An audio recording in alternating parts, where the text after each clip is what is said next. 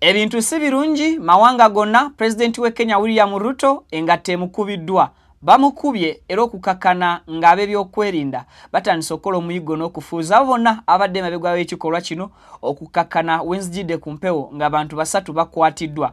Akatambi kogenda okubeera ng'olaba kalaga engeri engatto gye yakasukiddwamu bwetyo nebanga ekubira ddala ku liiso lya President William Ruto eyabadde akuŋŋaanidde mu bantu ng'alina obugambo bw'abasuula okusinziira ku details so far zetugenda maaso n'okubanga tufuna.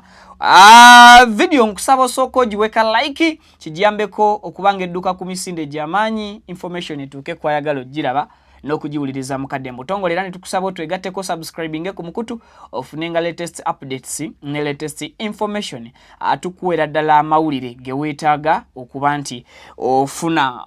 Olunaku olwaleero President we Kenya William Ruto abadde agezaako okutambuza olunaku olwokusatu mu kye bayita development tour era ng'olunaku olw'Essande yabadde ali mu Gihata town eno nga gye yavudde okusinziira ku ngeri y'ebigambo gye byasengekeddwamu okutuuka ku lunaku olwaleero then watuuse okwogerako n'abantu olwaleero engatto n'emulya mu bufunze President we Kenya engatto emukutte era ali mu mbeera oba oliawo etannaba kubanga etegeezebwa eggwanga. Embeera neevudde ku kyokusajjuka. Nina Tone Mugenyi ng'asinzidde mu ggwanga lya Kenya mu nnamawulire agenda kubeera tulambululira embeera eno butya bwe yatuuse ku President William Ruto era kabi ki akayinza okuba nti kayolekedde.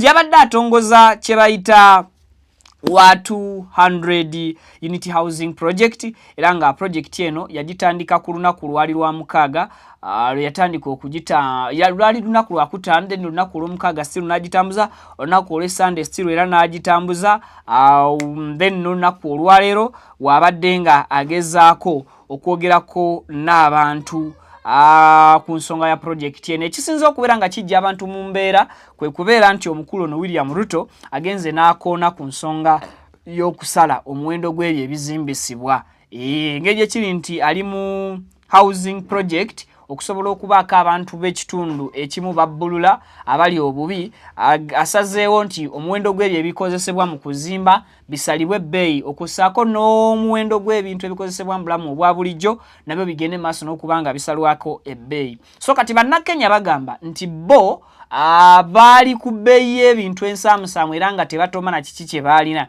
Wabula omukulu ono President William Ruto olwalinnya bw'ati mu ntebe nga n'engeri gye yalinnyamuko mu ntebe okufuuka president tebaamatira olw'ensonga nti baamugamba oba baamusaba abalage kompyuta etayinga obululu bwonna obwakubwa mu ggwanga erya Kenya bw'atyo n'agaana okubalaga ate bw'atyo n'alangirirwa nga ye president w'eggwanga erya Kenya omulonde. So ekyo kyaba kyankalanya ebintu bbeeyi yabyo netandika okubanga erinnya mpola mpola emiwendo waggulu ate leero bazze okwogerako gye bali nga bagamba nti wakusala ku muwendo gw'ebintu abajje buzi mu mbeera okukakana nga bakasuse engatto era emu n'emukwatira ddala bulungi nnyo nnyini ddala nga bw'ogenda maaso n'okubiraba. Katulabe embeera eno okusinziira ku Tone ali mu ggwanga erya Kenya asobole okuba nga atuwa ebisingawoko ku nsonga eno. Awo ekitiibwa wangi kitiibwa ogamba otya ssebo? Ndi bulungi muli eyo? Tuli bulungi ssebo, tuli live and kicking ku Mukutu Vika exclusive. Weewaawo taata mbuulizaako ku bantu abatulaba oba neeyanjulire. Amannya nga bulijjo Antonio Mugenyi abalabi b'Omukutu Viki exclusive mwebala okubeera nga mutumbudde. Yes sebo. Mutwagalidde ebbanga ppanvu naffe tetuliko owakubaagala. Weewaawo. Bwenja okubanjulira bwentyo ate ebirala bibyo taata.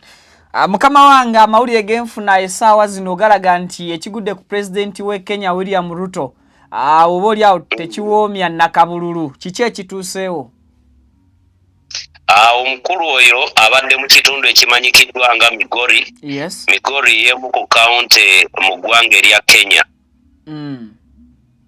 Abadde alina olukuŋŋaana lwaliko ng'ayogera ku byakutema ku bbeeyi y'abintu naddala ebizimbisibwa. Naye nga njagala tujjukire nti omu ku baaleetera ebbeeyi y'ebintu okumayuuka mu bbiiru eyaviirako abaana abawerako okufa mu mwaka ogwo gwe tukubye omugongo. Kakati omukulu ono bw'akutte microphone okwogera n'atandika okwererejja, abantu ne banyiiga. Omu ku bantu ababadde abakambwe ennyo ebitagambika n'ava mu mbeera n'agamba engatto yekajja eyambulula agimukanyugire. Omukulu efundikidde temukwata munye, emukwatidde ddala mu liiso. Emukwatidde ddala ku liiso kwekubye. Bibyo bibadde Migori mu kawunti eri mu ggwanga erya Kenya. Okay, tutunuulire mbeera ki eyinza okubeera ng'ate esiikudde abantu, because we tugenda maaso n'okukolera eggulire lino kikakasiddwa poliisi yeeyo e Kenya nti abantu 3 be baakakwatibwa. Naye kiki ekijja abantu mu mbeera okutuuka okuba nti bava basukka we baalikomye ne bakasukka ekintu nga bakikasukira mu kulembeze, and of which kya-identifyingiddwa ng'engatto? Ekituufu kiri nti waliwo documentary eyakateebwa mu ggwanga erya Kenya.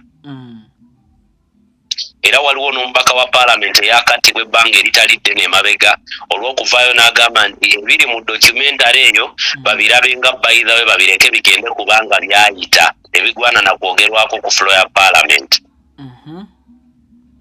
Kakati mu bantu abanyiivu Abannakenya, gwenga akulembera eggwanga era yali emabega w'obutemu obwo obwakolebwa nga bo bwe bakitwala kubanga gwe yalagiranga ab'ebyokwerinda okubakuba. Ng'ekimu ku byabaleetera okukubwa kwe kuwakanya emiwendo gy'ebintu gye wali oyagala okumayula mu bbiru gye wali oleeta. Kati leero nga documentary y'emu ekutta akati ettinta ku buli mukutu gwonna ogw'e Kenya, weevuddemu n'ojja obeeyoleke ate ng'oyogera ku byakutoola ku bbeeyi y'abintu. Abantu abo ddala oba oyagala bakolere ki? So Bannakenya bagamba nti omuwendo gw'ebintu President William Ruto gwayagala okukakanya ye yaguduumuula. Kyekyo kyennyini. Okay. Era kaakati byonna byayogera baabikoowakowodde era bamulabanga nakyemalira. Okay. Aleeta byaleeta nga tababaliridde ate ne yeefuula nti nno abalumirirwa nnyo. Engeri gye kiri nti Bannakenya bakaawe era bakambwe. Baafiirwafiirwa dda abaana baabwe nga bwe biri mu documentary, ate no documentary ne bagimba omwaganyi okudibetingibwako ku floor ya Parliament. Kati buli muwaatwa gwonna gwe bafunye okukola revenge bajja gukola oba okuwoolera. Okay. Kati ono agudde mu mbi ng'ayogera by'atalina kwogera mu bantu abakyamu n'obudde obukyamu, kubanga buno obudde bwa documentary buli mu kuprofiling engeri gye byaliwo byajja bitya, byaggwa bitya, bameka abaafa. Bwe tutunuulira okwekalakaasa okwaliwoko mu ggwanga erya Kenya, kiki ekyaviirako okwekalakaasa okwo okubeera nti kwapikibwa oba kwayongerwamu amaanyi bannansi ba Kenya ne bakwongeramukko ettutumu ne beeyiwa mu bungi ku nguudo? Ekituufu kiri nti Bannakenya baali paid up nga naddala ebbeeyi y'akawunga yali eyitiridde okumayuka, ate nga y'emmere yaabwe. Akawunga y'emmere y'Abannakenya. Kaakati bw'ojja n'omayuula ebbeeyi y'akawunga ate nga naawe amayudde ebbeeyi y'akawunga tebakwagala, baakukoowa. Baakugamba obikkule kompyuta mwe baabanira obululu n'ogaana. Kubanga Bannakenya bo baali sure nti William Ruto teyali akalulu. Era baamulemerako nnyo ne bamugamba bikkula IDBC eyo tulabe eddala ani yali akalulu kaffe kubanga tetwakakuwa. N'agaana n'aleeta obuculuppanya n'obuyaaye n'ayagala obbafuga n'eryanyi. Abavubuka baalina okwerwanako kubanga Kenya enejjuddemu abavubuka bangi. Mu kubeera nti abavubuka be bakola ennamba ennene, bano abalala bonna bajja bagoberere. Era walaba Parliament bwe baagyokya walaba ebifo ebyenjawulo nga ne Uganda House mugitwalidde akumwako omuliro. Bino byonna nga bikolwa okulaga obutali bumativu ku nfuga n'enkulembera eya Ruto, era baali baagala alekulire. Mu kwagala Ruto alekulire naye yalina okwerwanako ng'omuzzi. Ajjukira alina likodi eyiye, babadde balina famire gye baboola nti ffe tukulemberwa famire ya Kenyatta. Aba famire ndala temulina kujja nga mutufuga, balinamu eyo embeera eyova mu famire ki okulembera Bannakenya. Kati gwenga Ruto abadde yeeyimiriddewo eyeetandikiddewo ekintu kyera gwe gwe babadde babalanga omunaku omwavu atalina mukululo gw'ovaamu mu buli ngeri bakubodde kubanga n'akalulu wakabba. Ne bwe yali badde gwe nga weetadde mu bigere bya Ruto walayi waali badde obakuba mpaka kuwulira bulungi. Kubanga olwanye n'obba akalulu n'owangula tonnaba okubugumya embooge abakulu ne bajja mbu baagala kuggyawo. Obeera gwe nga gwe Ruto okola ki? Yalina okubakuba n'ate ng'abakuba mu bukyamu kubanga Kenya tugimanyi nti eri democratic lwakiri akatonotono. Ekintu kyali kitono nnyo bw'abanga ddala yali awangudde akalulu, yalina okubikkula kompyuta akalulu ako wekaakompayiringibwa. Bannakenya ne bamwekirerezwa ne bagaa kituufu wawangudde, oli waddembe otufuga emyaka gino 5 tukalakate. Naye yagaana n'alondawo okubafuga ku kibuli. Kati nabo yonna gye banaamufunira omuwaatwa gwonna gwe banaafuna nga talina bukuumi bungi bajja mukolako okuwoolera mu buli ngeri. Ate eyo ntandikwa butandikwa, era naalibadde empapulamba kubanga nnina engeri ne mugamba nti teyaalitambudde mu budde buno nga documentary mwe yattira abaana b'abendi yakafuluma. Kyekyo muganda wange. Kiki akiviiriddeko amawanga naddala ga Africa, most especially East Africa, bannansi okuba nti bongera okulaga obukyayi bwabwe balina eri abakulembeze abakulembera mu bifo eby'omutendero gw'ewaggulu? Butabakolera na kuvuvu bakalulu.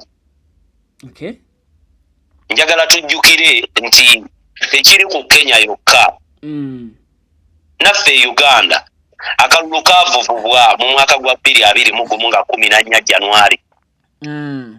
Era twali ku terefayina nga ffenna tulindirira byabakamalangirira obululu, naye nga obululu bwalangirira tatubuulira wa watuufu we buvudde. Nga bwe kyali mu ntandikwa bwe babbanga, luli babbanga bakubuulira nti ehoyima wavuddeyo bwe buti, epwakwaki wavuddeyo bwe buti, naye omukulu yatuuka time ng'ayogera randomly bwe tulinawo buli bwe buti nga tayogera gye buvudde. Obubbi bw'obululu mu mawanga agali wano mu East Africa bwe buviiriddeko abantu okunyiga ne beekyawa kubanga be balonda tebakulembera, be batalonda be bafuga. So ekijja bannansi mu mbeera okutabukira abakulembeze baabwe just because nti si beebo ababeera balondebwa okutuula mu ntebe ezo. Ate eby'emminga binajja ne bwe batuula mu ntebe nga beewaŋŋamyamu lwa mpaka balemu okubakolera oba ne babateekako embeera etabawoomera etabafevalinga kuwangalira mu mawanga gaabwe. Nti leero Ruto ebintu engeri gye yabimaayuulamu ebbeeyi n'engeri gye yajjamu yeekaluubirirwa bannakenya okumugondera n'okumuwa ekitiibwa. Baaligumidde okubabba naye n'otabamaayulira bbeeyi ya mmere, n'otabamaayulira bbeeyi y'amafuta, n'otabamaayulira bbeeyi y'amayumba. Baali bigumidde. Kyekimu naffe Uganda twaligumidde ennaku yonna gye tuyitamu naye nga tebatutulukunya, nga tebawamba boogera. Leero tuli mu kubanja Idi muntu naye yamuwamba komanda w'amagye Jeno Mulamba najja ne yeewananga bw'amulina. Eryo ly'eddembe bannayuganda lye balina okweyagaliramu olw'okuba komanda yeewananga alina bw'atulukunya. Kakati ye embeera etabudde abantu ku mawanga naddala agali wano, ate nga bonna batoni yaabwe eryemu yeetololera awo waffe. Kubanga oyo owaffe yawaako bano akakoola, gwe muti ogunogera ku bano obukoola nti abafuge bwoti, kubanga ne mu lutalo olwo nga balaga obutali bumativu yabawa amagye. era bw'olaba documentary mbadde njiraba documentary eyo ku KTN TV. Mukwekalakasa katono nnyo mukwekalakasa kwa Kenya amagye g'eggwanga Uganda gayambako eggwanga lya Kenya. Confirmed beyond doubt mu documentary yakwatiddwa bakyogedde era ne bakiraga nti amagye agaaliwo ennyo naddala agatta abantu tegaali ge Kenya gaali ga Uganda. Era n'obukofiira bwe bayambalanga tebwali bwawano bwali bwe Uganda n'omukka ogubalagala gwennyini vikitwali ffenna mu budde obwo ng'omandamano weeri nga bajenzi balaga obutali bumativu bwabwe nakugamba nti bannakenya baavaayo Babu Owino n'agamba nti amagye ge baabayinyemu tegabadde ga Uganda tegabadde ga Kenya gabadde ge Uganda. Ekintu ekiraga nti nno oyo owewaffe owaawa ne Kampala yakuma omuliro ne mawanga agatwetoolodde tewamulaba bwe yagenda n'akuma omuliro wane Juba n'alagira deputy akwatibwe kubanga ojjukira nti omukulu Uhuru Kenyatta yava wano n'agenda e Juba ayagala okumitinga Kiir akulembera eggwanga eryo ne bamugamba nedda mala genda Uganda owe Kampala bwakuwa permission ate olyoka okomewo olyoka olaba deputy. Can you imagine? Kikulaga kintu yafuga system nzimbe kuva mu muntu omu negenda nge spreadinga byonna emivuyo gyonna n'obutemu n'obubbi bwetololedde ku mutwe gumu. Problem ya East Africa kakati ne General Yoweri Kaguta tibahabulwa.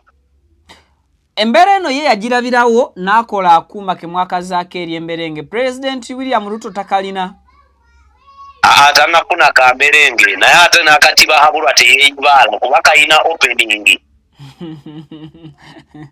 Okwo sikuma muliro mu bantu akwogera reality kubanga n'ennyindo bw'oginyiga ennyo etuuka n'erekera oleeta eminyira.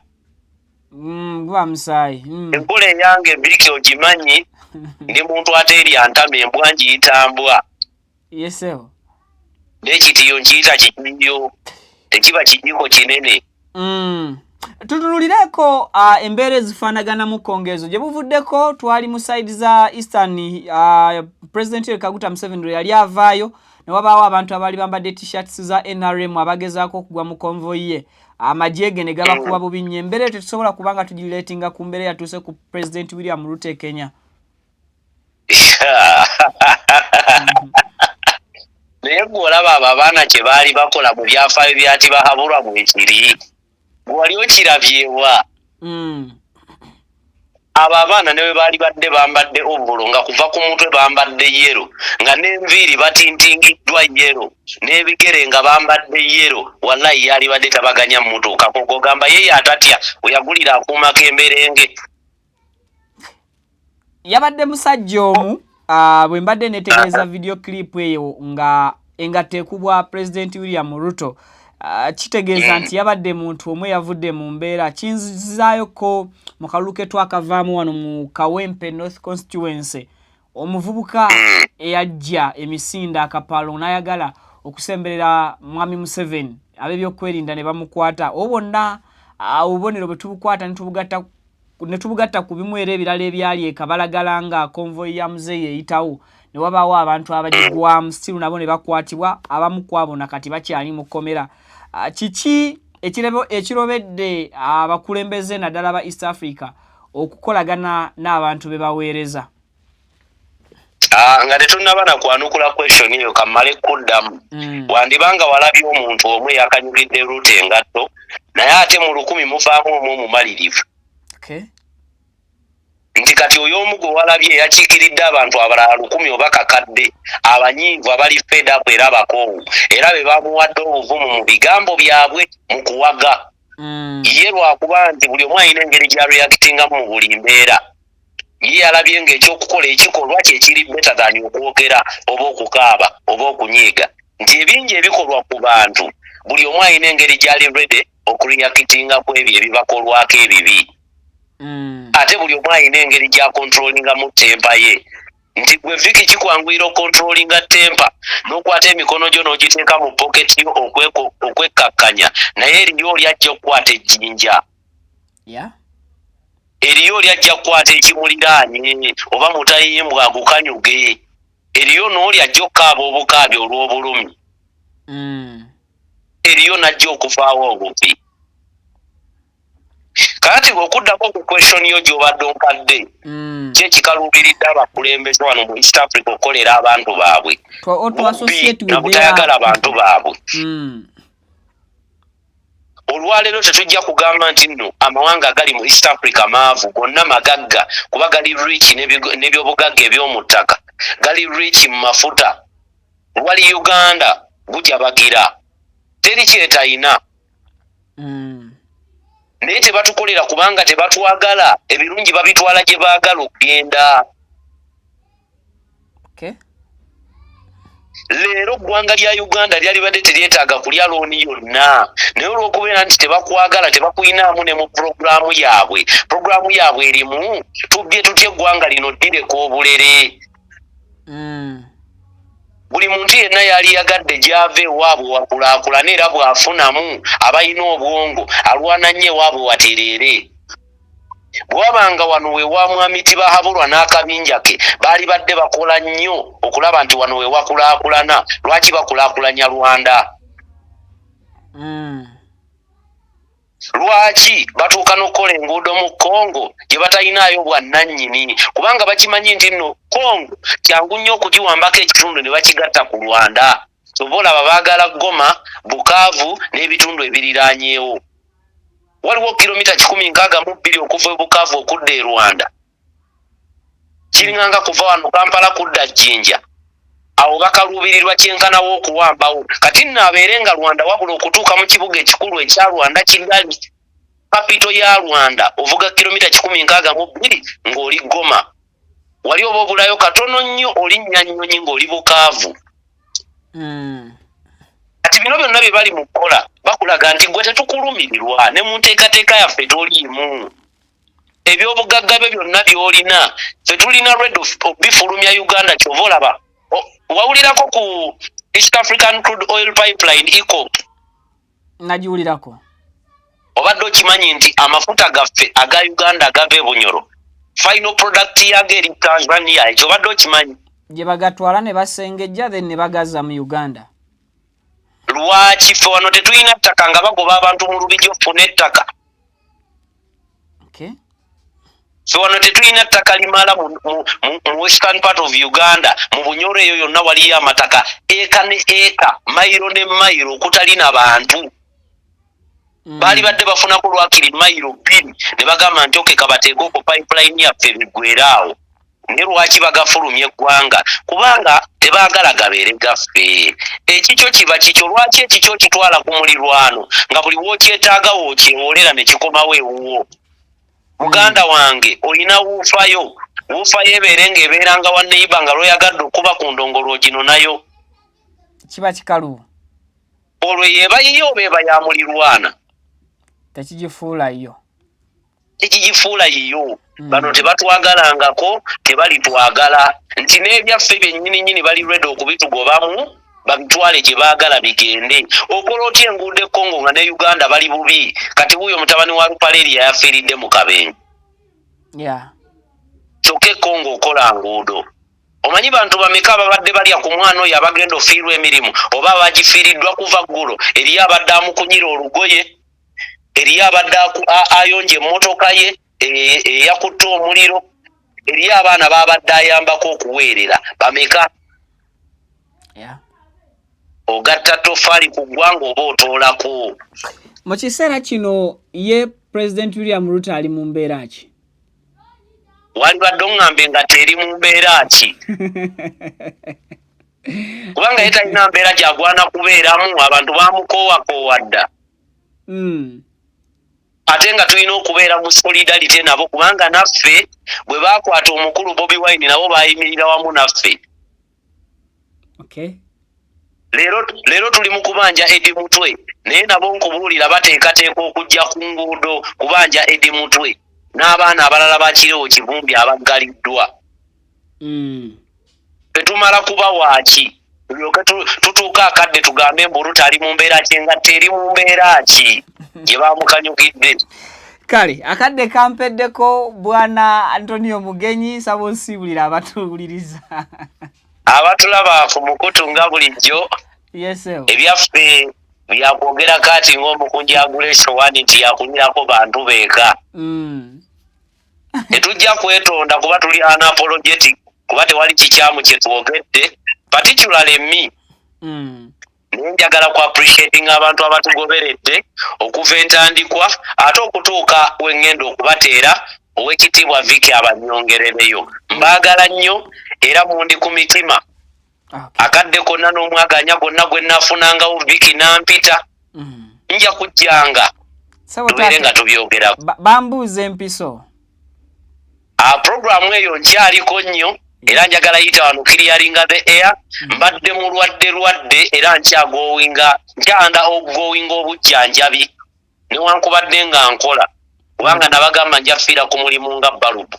Weewaawo tweyanziza sewo. Kale. Ye mukulu Antonio Mugenyi asinzidde mu ggwanga lya Kenya ajagenda maaso n'okubeera nga oba oliawo akola omulimu gw'obwamawulire mu kaseera ke kamu bw'agenda maaso n'okubaako obujjanjabi bwafuna.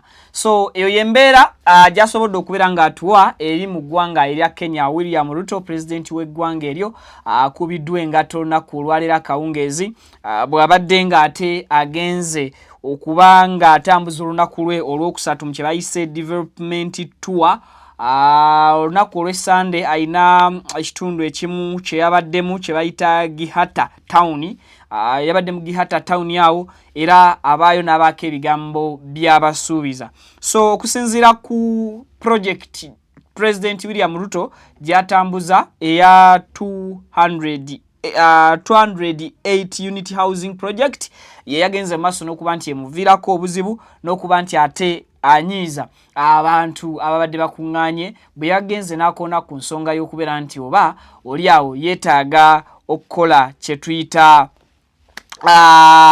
okulowalinga oba okukakkanya ku muwendo gy'ebintu ebikozesebwa mu bulamu obwa bulijjo ate then abantu ne bagenda maaso n'okuba nti beekyanga mu kuyombayomba awo omu n'anyiiga engatto ye n'agijjamu yabadde mpanvuwanvu yakakondo bwetyo n'agikasuka yabadde mulungi mu tageti okwokakana nga yogayoga ekubye ku liiso lya pulezidenti w'eggwanga eryo erya Kenya William Ruto. Yes. So ebintu bingi ebigenda maaso mu ggwanga Uganda ne bweru waalyo tugenda kubeera nga tukola obutaweera okutuusangako amawulire mu budde. Nze Vicky tusinkane mu updates eziddako mbeere bulungi mweraba.